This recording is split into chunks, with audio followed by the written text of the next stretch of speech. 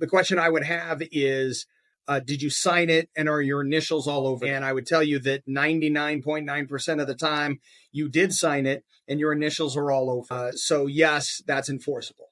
Now, there are opportunities to shoot holes in that contract. And there's always going to be an opportunity in the United States of America, in our legal system, and also in Mexico, I got to tell you. They have similar laws, and there's a way to do it in Mexico as well.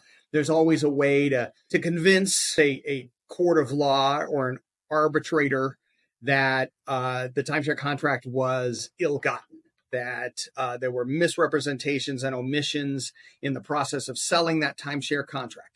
Now, it's very difficult to prove those things because what you have is you have a hard copy of a contract that says all of this stuff was disclosed and you initialed next to it that you know that and that you agree to that.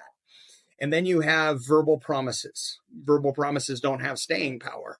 So it's your word against them. So that makes the job extremely difficult. Now, generally, the universe knows what timeshare companies do to people to get them to sign a contract. Now, it's difficult to prove it. But the analogy I use sometimes is the commission of a crime. Someone commits a crime out there in the street, and no one witnesses it, and there's no video. And one person had the purse stolen, and they say that person over there stole the purse. And that person over there says they didn't steal my purse. I didn't steal their purse. It's going to be difficult to prove that crime. Now, if you have 30 witnesses that saw that person steal the purse, that's a open and shut case, isn't it? It's a similar situation, which is one of the reasons why we bundle our files at Centerstone Group, is one person's word against the timeshare salesman's word, or the timeshare salesman and 3 of their coworkers, is going to be very difficult to prove.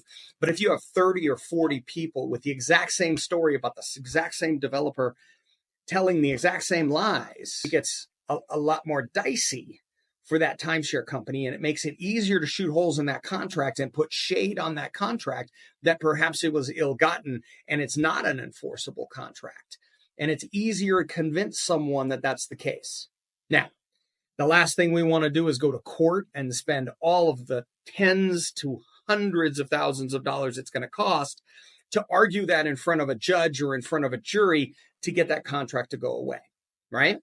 So the key is that when we bundle files of similar situations where the same developer has committed the same lies and omissions in that sales process, then it raises the specter of the opportunity for a group action or a mass action, which is going to be much more provable in a court of law, and then the costs are distributed across those.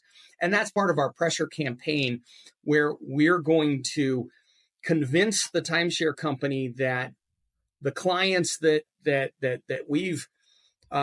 we're advocating on behalf of are the clients that they should probably let out of that contract because they're educated, they're organized, and they know what they're talking about.